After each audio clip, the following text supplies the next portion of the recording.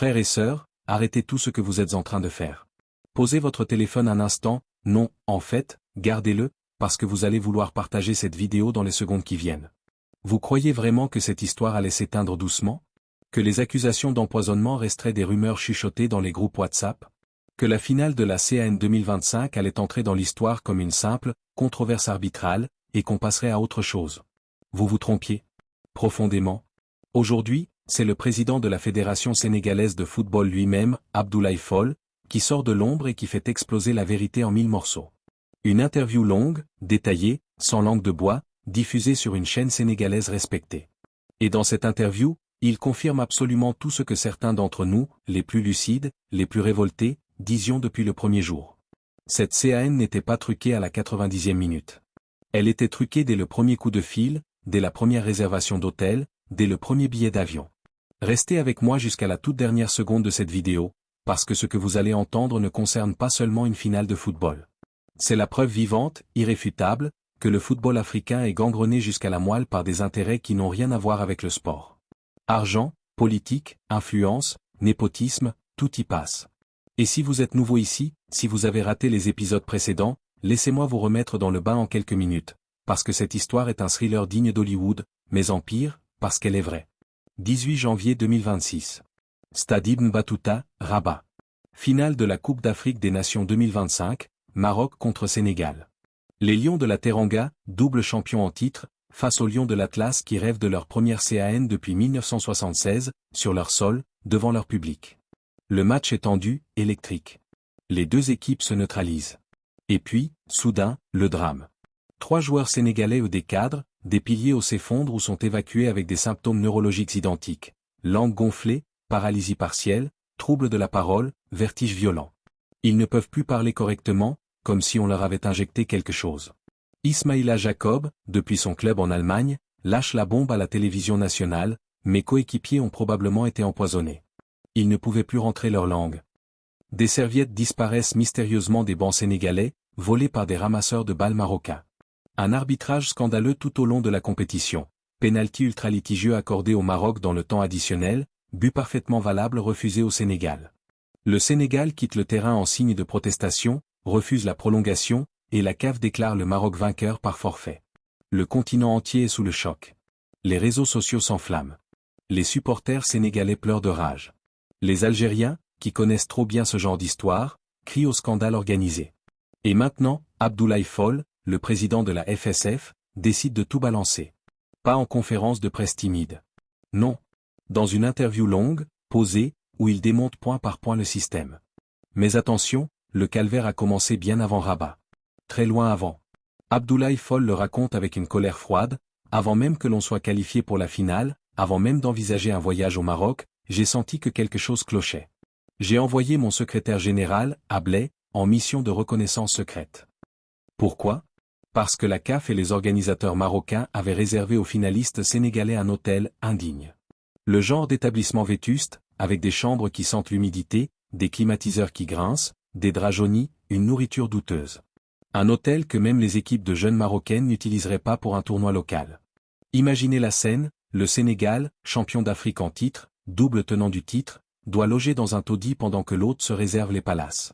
Tous les autres adversaires potentiels du Maroc, Tanzanie, Cameroun, Nigeria, Congo ont accepté ces conditions sans broncher. Peut-être par peur. Peut-être par ignorance. Peut-être parce qu'ils n'avaient pas anticipé le piège. Mais pas le Sénégal. Le Sénégal a vu venir le coup. Le Sénégal a dit, hors de question. Fall dépose une protestation officielle par courrier recommandé. Et seulement après des jours de bataille, miracle, un hôtel 5 étoiles est enfin attribué aux Lions. Vous réalisez l'humiliation? Une équipe finaliste doit supplier, mendier, protester pour avoir un lit décent, une douche chaude, un repas sain. Dans quel monde vit-on? Depuis quand le football africain est-il devenu cela? Et ce n'était que l'apéritif. Quand la délégation sénégalaise arrive à la gare de Rabat, en provenance de Tanger, c'est la panique totale. Zéro encadrement officiel. Zéro cordon de sécurité. Zéro filtrage. Sadio Mané, Edouard Mendy, Kalidou Koulibaly, tous les stars, doivent se frayer un chemin à travers une foule compacte, hostile, qui les presse, les bouscule, les étouffe presque. Pas de policiers dédiés, pas de barrières, rien. Les images ont tourné en boucle sur X, sur TikTok, sur Instagram. On voit clairement les joueurs en danger, visages tendus, regards inquiets, poussés de tous les côtés. Pour une finale continentale. L'apothéose du football africain transformé en scène de chaos urbain.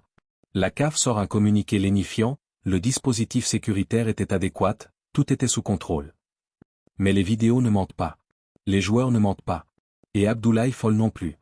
Il a dû appeler personnellement les responsables de la CAF, puis les autorités marocaines, pour que, enfin, un dispositif soit mis en place. Le président d'une fédération nationale obligé de jouer les agents de sécurité. C'est du jamais vu. C'est une honte absolue.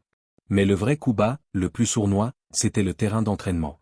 La CAF voulait imposer au Sénégal le complexe Mohamed VI ou ce bijou ultramoderne, fierté nationale marocaine, avec pelouse parfaite, caméra haute définition partout, salle d'analyse dernier cri. Tous les adversaires du Maroc pendant cette CAN y ont entraîné. Tanzanie, Cameroun, Nigeria, Zambie. Tous, sans exception. Sauf le Sénégal. Pourquoi le Sénégal a refusé catégoriquement? Parce que s'entraîner là-bas, c'est offrir son livre de jeu à l'adversaire sur un plateau en or. Chaque geste filmé, chaque combinaison analysée en temps réel par le staff marocain, chaque composition probable décryptée 48 heures avant la finale. C'est comme disputer une guerre en laissant l'ennemi espionner tous vos plans stratégiques. C'est comme jouer au poker en montrant vos cartes à votre adversaire avant chaque mise. Et qui finit par arranger la situation? Pas la CAF, qui aurait dû trancher impartialement. Non. C'est Fouzi Lekja en personne, président de la Fédération royale marocaine de football, deuxième vice-président de la CAF, membre du Conseil FIFA, qui appelle Abdoulaye Fall pour trouver une solution. Vous saisissez l'ironie glaciale? L'adversaire direct, celui qui a tout intérêt à ce que le Sénégal soit désavantagé, intervient pour aider. En quelle qualité? Président de la Fédération marocaine? Vice-président de la CAF? Les deux à la fois? C'est exactement ce conflit d'intérêts monstrueux que l'Algérie dénonce depuis des années, que certains journalistes courageux pointent du doigt, mais que tout le monde ferme les yeux par peur ou par intérêt. Et l'histoire ne s'arrête pas là. Vient ensuite le scandale de la billetterie, un des plus humiliants. À la délégation sénégalaise, on attribue 3 billets. 3. Pour toute l'équipe, le staff, les familles, les officiels. 3 misérables tickets. Pendant ce temps, le Maroc rafle absolument tout, les loges royales, les loges VIP, les catégories 1, 2, 3. Le stade est verrouillé, transformé en forteresse orange. Le Sénégal doit supplier, négocier, protester pour obtenir enfin 300 billets en catégorie 1, 850 en catégorie 2, 1700 en catégorie 3. Des miettes. Des places loin du terrain, derrière les Gaules, alors que des milliers de supporters sénégalais rêvaient d'être là. Et encore une fois, c'est Fouzi Lekja qui débloque personnellement la situation. Il dit à Fall, faites-moi une liste. Certains de vos invités iront en loge VIP, d'autres en loge royale. Le message est limpide, glacial, ici, c'est chez nous. Nous contrôlons tout, même les billets d'une finale que nous disputons. La CAF? Elle ne décide rien. Et puis arrive le coup de massue final, la désignation de l'arbitre. Abdoulaye Fall le révèle calmement, mais avec une colère contenue, l'identité de l'arbitre central n'a été communiquée que la veille au soir de la finale. Trop tard pour que les fédérations exercent leur droit légal de récusation en cas de soupçon de partialité, un droit inscrit noir sur blanc dans le règlement CAF. Comment contester un arbitre dont on ignore jusqu'au nom quelques heures avant le match? Et cet arbitre? Jean-Jacques Ndala Ngambo, congolais, celui-là même qui accorde un pénalty plus que litigieux au Maroc dans le temps additionnel, celui qui refuse un but parfaitement valable au Sénégal, celui dont les décisions ont fait basculer la rencontre. Pure coïncidence? Vraiment? Mais Abdoulaye Fall n'est pas seul dans cette bataille. Un autre géant entre en scène, et il va encore plus loin, Augustin Senghor, ancien premier vice-président de la CAF, un homme qui a siégé au cœur du système, qui connaît tous les couloirs, tous les arrangements, tous les non-dits. Dans une interview fracassante sur STV Sénégal, Senghor accuse sans détour, la CAF a littéralement jeté les fédérations africaines dans les bras du Maroc. Fouzi Lekja n'est pas devenu puissant tout seul, c'est la CAF elle-même qui a créé cette dépendance, cette soumission. Il poursuit, et là ça devient historique. Est-ce normal que 10% seulement du continent représente la totalité de l'Afrique dans les instances? Au comité exécutif de la CAF et au Conseil FIFA, on ne compte qu'un seul membre francophone, un seul anglophone, et tout le reste vient d'Afrique du Nord, Maroc, Égypte, Mauritanie en tête. L'Afrique subsaharienne? Marginalisée. Écartée. Réduite au silence. Senghor révèle même des échanges privés, j'ai envoyé des messages à Patrice Motsepe, le président sud-africain de la CAF. Je lui ai demandé, est-ce vraiment cela l'équilibre, l'égalité prônée par nos ancêtres, par Nelson Mandela? Et il assène la phrase qui résonne comme un coup de tonnerre: si certains veulent chasser la France ou l'Occident d'Afrique, qu'ils commencent par faire le ménage chez eux, à la CAF. Un ancien numéro 2 de la CAF qui balance publiquement que le Maroc contrôle l'instance continentale. Ça n'a pas de prix. Senghor parle aussi de sa propre humiliation. En mars 2025, il se présente à l'élection pour un siège au Conseil FIFA. Il récolte seulement 13 voix sur 53. Une claque. Et selon lui, un complot orchestré en coulisses par Fouzi Lekja, avec la complicité silencieuse d'autres dirigeants. À ce stade, toutes les pièces du puzzle s'assemblent comme dans un film policier. Flashback rapide pour ceux qui n'ont pas suivi. 27 septembre 2023, le Maroc obtient l'organisation de la CAN 2025. L'Algérie, favorite, retire sa candidature la veille de l'annonce officielle. Coïncidence ? 2030, le Maroc co-organise la Coupe du Monde avec l'Espagne et le Portugal. Lekja préside le comité de candidature. Des milliards de dollars en jeu, des infrastructures pharaoniques, une image internationale à polir.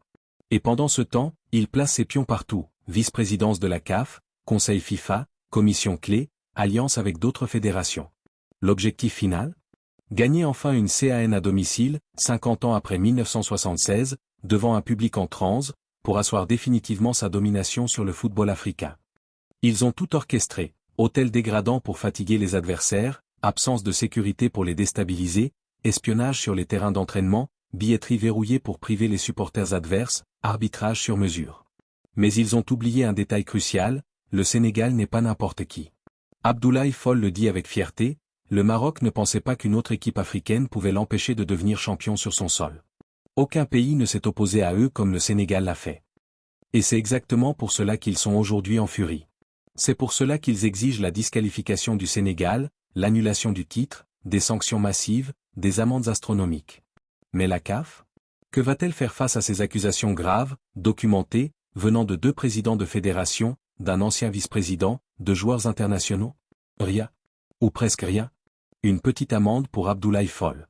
Quelques matchs de suspension pour les joueurs qui ont protesté. Une enquête bâclée sur l'empoisonnement. Et on passe à la prochaine compétition. Parce qu'admettre le conflit d'intérêts béant de Fouzi Lekja, c'est ouvrir la boîte de Pandore. C'est remettre en cause toute la gouvernance actuelle de la CAF. C'est risquer de faire vaciller l'attribution de la Coupe du Monde 2030. Trop d'argent en jeu. Trop de puissants impliqués. Trop de secrets à protéger. Pourtant, les preuves sont là, tangibles, accumulées.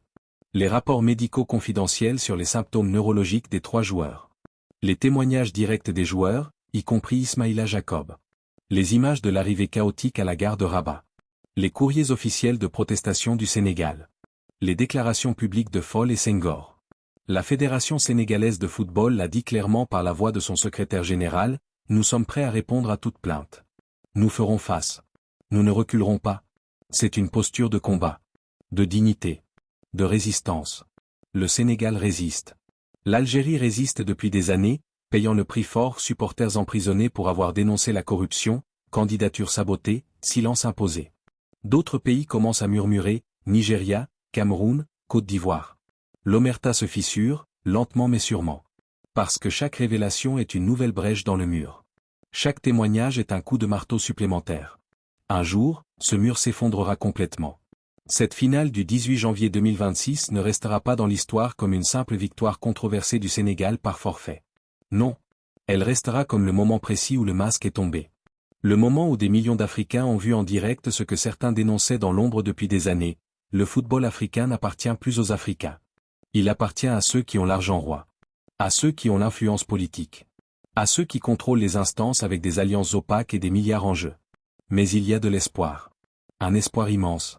Parce que pour la première fois, des présidents de fédérations parlent ouvertement. Des joueurs de classe mondiale témoignent sans peur. Des supporters refusent le silence. L'omerta, cette loi du silence qui étouffait le continent depuis trop longtemps, est en train de se briser. Et nous, simples supporters, journalistes indépendants, citoyens révoltés, nous avons un rôle à jouer. Si cette affaire vous révolte autant qu'elle me révolte, et je sais qu'elle vous révolte, alors agissez maintenant. Partagez cette vidéo partout. Dans tous vos groupes WhatsApp, sur X, sur Facebook, sur TikTok, sur Instagram. Envoyez-la à vos amis, à votre famille, à vos collègues. Commentez massivement. Dites ce que vous en pensez. Apportez vos preuves, vos témoignages, vos captures d'écran. Exigez une enquête indépendante. Exigez la démission de Fouzi Lekja de ses fonctions à la CAF pour conflit d'intérêts. Exigez justice pour les joueurs potentiellement empoisonnés.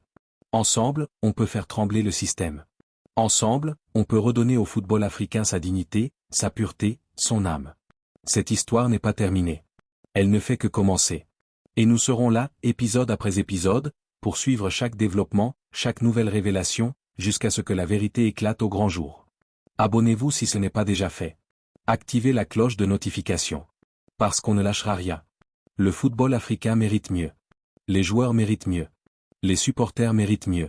L'Afrique mérite mieux. Affaire à suivre, de très, très, très près.